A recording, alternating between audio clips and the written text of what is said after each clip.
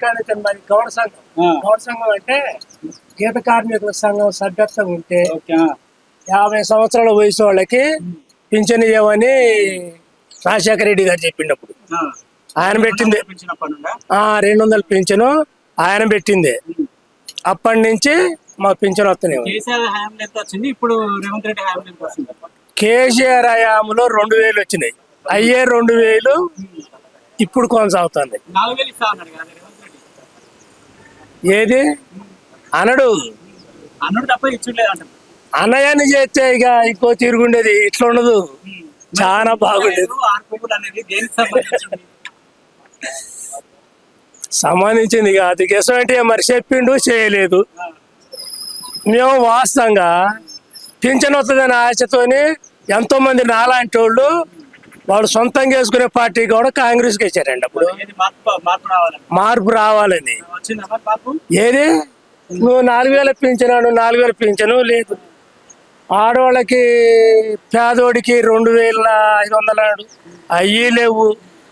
మూడోది అసలు భూమి లేని వాళ్ళకి 12,500 ఏది రైతు బంధు ఇస్తాడుగా.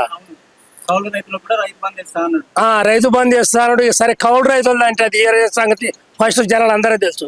ఒక్కరికి ఇస్తేనే సరిపోయింది. ఇంకా 2 ఆడ తీసుకొచ్చేస్తాడు ఒక భూమి మీద. అసలు భూమి లేని వాళ్ళకి 12,000 రూపాయలు ఇస్తా అన్నాడు. అది అట్టే ఉంది. నాకు 1 ఎకరంన్నర ఉందండి. 12,000 అంటే 3 దమ్ములే వచ్చింది. వచ్చినాక 2 దమ్ములు రాలేదుగా ఫస్ట్ లా ఇయ్యలే. మరి ఇప్పుడు గీత కార్మికులకి ఆపద ఆదుకుంటాను కదా, గీత కార్మికులు ఏమన్నా మీకు వచ్చిందా? ఏ ఆదుకుంటు రేవంత్ రెడ్డి సాయం చేస్తాను కదా గీత కార్మికులు.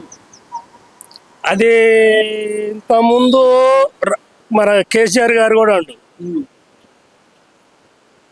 ఖాళీ.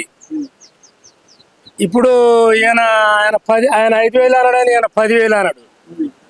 ఇది గీత కార్మికులకు కూడా 5 లక్షలు అంటే 10 లక్షలు అన్నాడు. ఏమీ లేదు.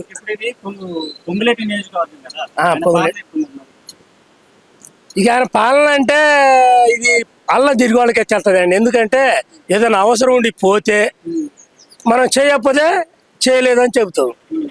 ఇప్పుడు గవర్నమెంట్ నుంచి ఏ వాతావరణాలు వస్తున్నాయో అయ్యే నడుతున్నాయి. ఒక వేరే వర్గాన్ని మన ఈ పాలేరుకే ప్రత్యేకంగా నిధులు లేవు. అన్నిటికొన్నట్టే పాలేరుకుంది. ఎప్పుడన్నా మరి పొంగులేటి శ్రీనివాసరెడ్డిని అడిగిరా? మేము అడగలేదండి. ఎందుకు రాడా? అసలు మేము ఎన్నడూ పోలేదు సార్ కాడికి. పోందని మనం ఎట్టాందాం. పోతే ఏదైనా పని ఉండి పోతే చేయకపోతే మాకు చేయలేదని చెప్పడానికి అవకాశం ఉంటుంది. పోయినసారి మరి ఓట్లోకి వచ్చినప్పుడు ఏమైనా అడిగినావా? నేను ఏం అడగలేదు సార్. నేను మా కాడికి ఊళ్ళోళ్ళే సక్రంగా రారు నా కాడికి. ఎందుకంటే ఆయన కమ్యూనిస్టు తప్ప వేరే పార్టీకి ఓటేయడు.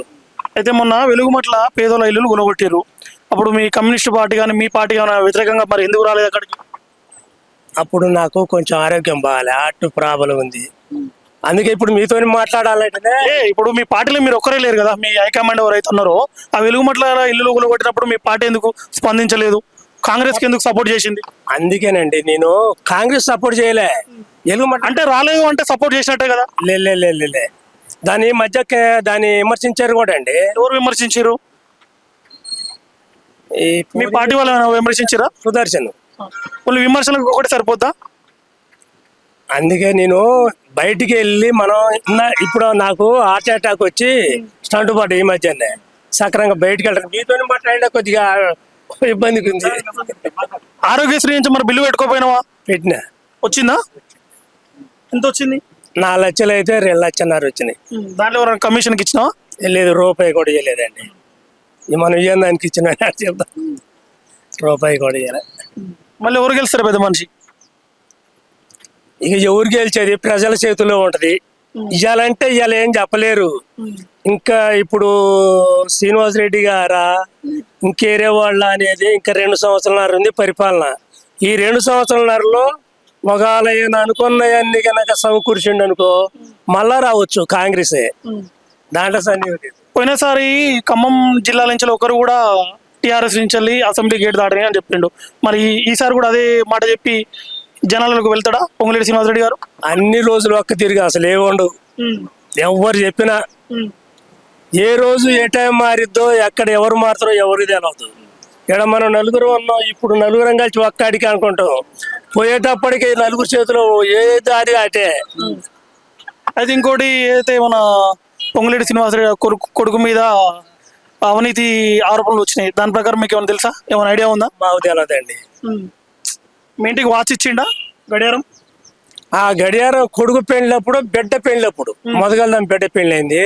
అప్పుడు ఆయన అల్లుండు వైఎస్ఆర్ కాంగ్రెస్ ఎంపీగా ఉన్నట్టుంది అప్పుడు. అప్పుడు ఇచ్చిండు అదే గడియారం ఉంది. రేవంత్ రెడ్డి పాలన ఎట్లా అనిపిస్తుంది? ఇగో అదే ఇప్పుడు అమలు చేసినవన్నీ కనుక చెప్తే మళ్ళా వచ్చే అవకాశం ఉండొచ్చు అంటానా. మరి కేసీఆర్ ఎందుకు ఓడిపోయిండే? కేసీఆర్ ఓడిపోవడం అంటే ఎవరైనా 10 సంవత్సరాలు ఉన్నాక 2 దమ్ములు చెప్తే 3వ దమ్ము ఎవడైనా చేయదే. కొత్తోడు వస్తాడు, కొత్తోడు ఏం చేస్తాడో చూద్దాం. కాకపోతే ఇంకోటి కేసీఆర్ గారి మీద ఈయన కొంచెం ఎక్కువ చూపు ఆలోచనలు పెట్టిండుగా, ఆశలు. ఈ ఆశలల్లా జనాలు చేయాల్సి వచ్చింది. మరి ఆశలంటే 2000 పింఛన్ అంటే 2000 పింఛన్ 4000 అంటే బాంబు ఫ్రీగా వచ్చాయిగా. ఏమైనా కష్టపడితే వచ్చాయి అయితే వేరు ఉంటుంది. అంటే మరి ఈ ప్రభుత్వం అనేది ఇప్పుడు 12,000 పేదోడికి అంటే వాడు తలూపిండు. ఈ 4,000 పింఛన్ అంటే వాడు తలూపిండు. ఆడోళ్ళకి ఉచిత పోసటి వాడు తలూపారు. తప్పే లేదు. మరి కరెంట్ ఎవడైనా పెట్టోడు ఉన్నాడు పెడతానంటే ఎవడైనా